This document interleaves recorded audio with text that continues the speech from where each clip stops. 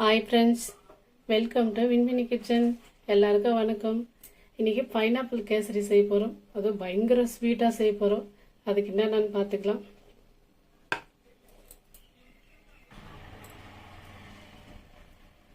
First ஒரு tumbler நெய், இது ஒரு 100 கிராம் இருக்கும். இது வந்துட்டு வாசனை இல்லாத எண்ணெய் கோல்டு வின்னர், இது ஒரு 100 கிராமு. சர்க்கரை, ஏலக்காய். சர்க்கரை வந்துட்டு இன்றைக்கி 1/2 கிலோ சேர்க்க போகிறோம். இது சிரோட்டி ரவை, ரொம்ப மெலிசாக இருக்கும் இந்த ரவை. இது வந்துட்டு 1/4 கிலோ ரவை. 1/4 கிலோ ரவை, 1/2 கிலோ சர்க்கரை, ஒரு 5-6 ஏலக்காய். பாருங்கள், முந்திரி, திராட்சை, ஒரு பைனாப்பிள் எடுத்து வச்சுருக்கோம். இப்போ இதை கட் பண்ணிவிட்டு மிக்சியில் போட்டு அரைச்சி எடுத்துக்கலாம். அவ்வளோதாங்க இதுக்கு தேவையான பொருள். இப்போ ரவையை வறுத்துக்கலாம். இந்த கோல்டு வின்னர் சொன்னல பாருங்கள், இந்த டம்ளரில் சேர்த்தாச்சு எண்ணெய். இது வந்துட்டு வாசனை இருக்காது, கல்லெண்ணெய் ஸ்மெல்லாம் அடிக்காது.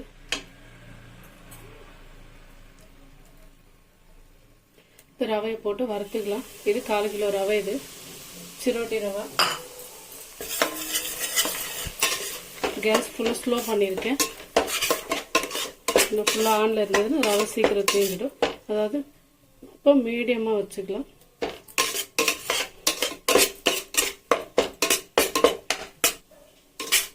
பாருங்கள், இது மீடியம் ஃப்ளேமில் வச்சு கரெக்டாக ஒரு 4 நிமிஷம் வறுத்து எடுத்துக்கணும். வறுத்துட்டோம். இப்போ இதை எடுத்துக்கலாம். வேறு ஒரு பாத்திரத்தை மாற்றி வச்சுருவோம். இப்போ கேஸ் மீடியம்லேயே இருக்குங்க. கொஞ்சம் நெய் விட்டுக்கலாம். முந்திரி வறுத்துக்கலாம்.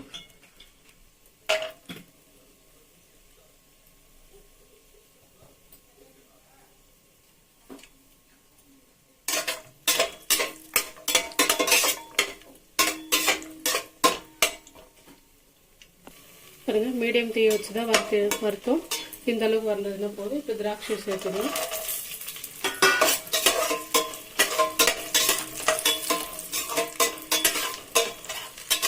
கை விடாமல் மிக்ஸ் பண்ணிகிட்டே இருக்கணும். சீக்கிரம் தீஞ்சிடும். அது கேஸ் ஃபுல்லாக ஸ்லோ தான் இருக்குது.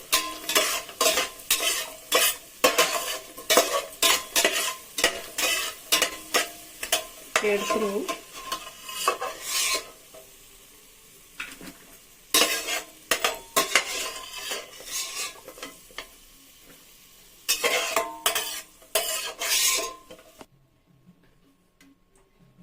அதுலேயே வந்துட்டு இப்போ நம்ம பைனாப்பிள் கட் பண்ணி அரைச்சி ஃபில்டர் பண்ணி எடுத்து வச்சுருக்கோம். இதெல்லாம் சேர்த்துக்கலாம். இப்போ எந்த கப்பில் ரவை எடுத்துமோ அதே கப்பில் பாருங்கள், அந்த பழம் அரைச்சி எடுத்தது 2 கப்பு வந்திருக்கு நமக்கு.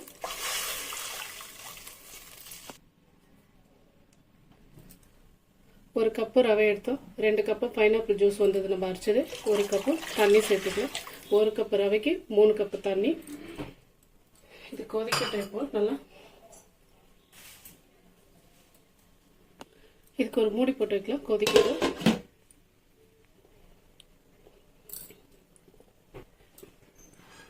நல்லா கொதிக்குது. இதை எடுத்துருவோம்.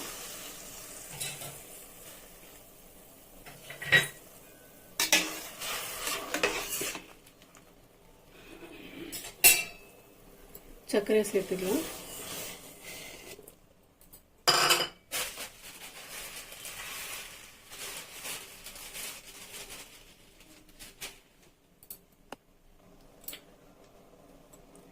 இதில் ஏலக்காவை போட்டு பொடிச்சு வச்சுருக்கோம் இந்த சர்க்கரையில். இது அளவுன்னு பார்த்தீங்கன்னா 1/4 கிலோ ரவை, 1/2 கிலோ சர்க்கரை. இப்போ ஸ்வீட்டு நல்ல ஸ்வீட்டாக இருக்கும். அதே மாதிரி ரொம்ப டேஸ்ட்டாகவும் இருக்குது. ஏற்கனவே நம்ம மாம்பழ கேசரி போட்டிருந்தோம். அதில் எல்லாமே ஸ்வீட்டு கம்மி, அளவு இன்னும் எல்லாமே கம்மியாக போட்டிருந்தோம். இது வந்துட்டு பயங்கர ஸ்வீட்டு, செம்ம டேஸ்ட்டாக இருக்கும். ரொம்ப டேஸ்ட் நல்லா இருக்குது. இது யாருன்னா எங்கள் அக்கா சொல்லி கொடுத்தாங்க. அவங்க ஹோட்டல் வச்சுருக்காங்க. அதனால் அவங்க செய்கிறதுனால இது எனக்கு சொன்னாங்க. அதுதான் நானும் செய்யணும் அப்படின்னு செஞ்சு பார்த்து இப்போது செய்கிற மறுபடியும். சர்க்கரையும் போட்டு தண்ணி கொதிக்குது.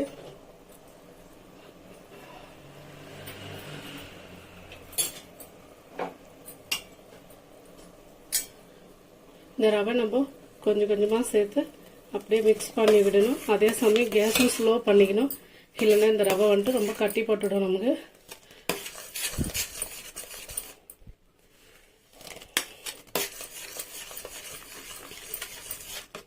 பாருங்க லைட்டாக அப்போது கட்டி படுது.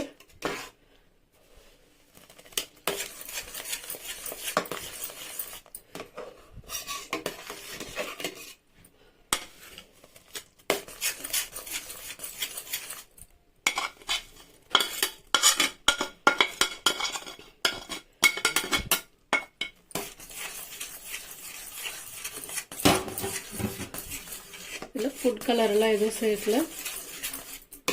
இது டேஸ்ட் விட்டு கேஸ் கூட ஃபுல்லாக ஸ்லோவாக தான் இருக்குது. டேஸ்ட் ரொம்ப அருமையாக இருக்கும். இது இந்த கேசரி பைனாப்பிள் கேசரி. அப்புறம் பைனாப்பிள் கூட மிக்சியில் போட்டு அரைச்சி அது ஃபில்ட்ரு பண்ணி எடுத்துக்கணும், அப்படியே ஊற்றக்கூடாது. ஏன்னா அதில் இருக்கிற அந்த முள்ளு மாதிரி இருக்கும், வாயில் அடிப்படும். பாருங்கள் நான் அரைச்சி வடிகட்டி எடுத்துட்டேன். இந்த மாதிரி ஃபில்ட்ரு பண்ணியாச்சு நல்லா. இது வேணான்னு சொல்லிட்டு இப்போது நல்லா மிக்ஸ் பண்ணிவிடுவோம். இப்போ நெய்யை இன்னும் கொஞ்சம் சேர்த்துக்கலாம். நம்ம எடுத்து வச்ச நெய் தான் அப்போவே. இது இப்படி நல்லா மிக்ஸ் பண்ணிவிடலாம். இந்த கேசரி வந்துட்டு ஹோட்டலுக்கெல்லாம் செய்வாங்க, டேஸ்ட் நல்லாயிருக்கும். அதனால சொன்னாங்க, நாங்களும் செஞ்சு ஏற்கனவே டேஸ்ட் பார்த்துட்டு செம்ம டேஸ்ட். அவங்க செய்கிறது ரொம்ப டேஸ்ட்டாக இருக்கும், நம்ம அந்தளவுக்கு செய்வோன்னு தெரியாது. அதனால செஞ்சு டேஸ்ட் பார்த்துட்டு சூப்பராக இருந்தது. அதனால தான் நான் மறுபடியும் இந்த மாதிரி செஞ்சு காமிக்கிறேன். இப்போ ஒரு மூடி போட்டு வைக்கலாம்.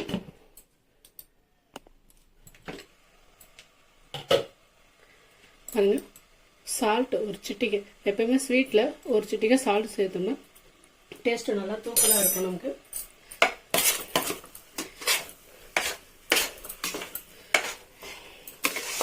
நல்லா இந்த மாதிரி மிக்ஸ் பண்ணிடுவோம். இது நமக்கு ஒரு 10 நிமிஷம் வேகணும். ஃபுல்லாக கேஸ் ஸ்லோவாகவே இருக்கணும். 10 நிமிஷம் வேக வச்சு ஆஃப் பண்ணிவிட்டு பார்ப்போம்.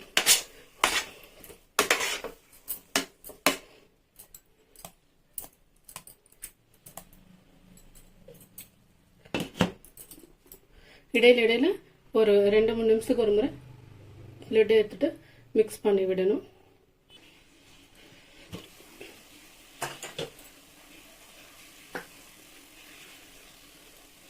பாருங்க இப்போ இந்த முந்திரி இதெல்லாம் சேர்த்துக்கலாம்.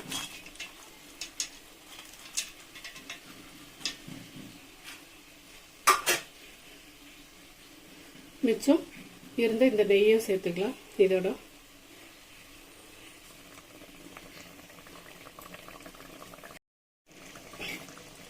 இப்போ நல்லா வெந்துருச்சு பாருங்க. சுத்தமாக அடை பிடிக்கல, ஏன்னா கேஸ் வந்துட்டு ஃபுல்லாக ஸ்லோவாக இருக்கணும். ஃபுல்லாக ஆன் பண்ணிட்டோம்னா சீக்கிரம் தேஞ்சிடும்.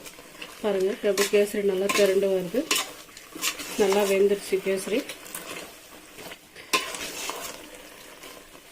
200 கிராம் சிரோட்டி ரவை, 1/2 கிலோ சர்க்கரை, 200 கிராம் நெய், ஒரு 5-6 ஏலக்காய், ஒரு பைனாப்பிள், இவ்வளோதாங்க இருக்குது. ஒரு சிட்டிக்கை சால்ட்டு போட்டிருக்கிறோம்.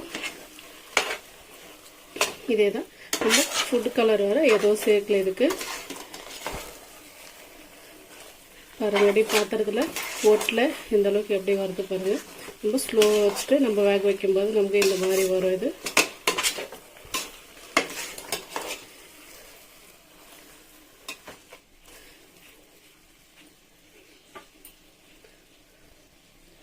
எங்கள் வீட்டு பைனாப்பிள் கேசரி பிடிச்சிருந்ததுன்னா லைக் பண்ணுங்க, ஷேர் பண்ணுங்க, சப்ஸ்கிரைப் பண்ணுங்க ஃப்ரெண்ட்ஸ்.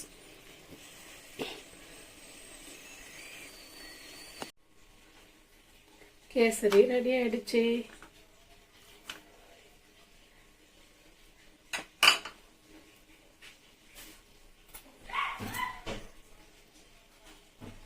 பாருங்க டேஸ்ட் பார்க்கலாம்.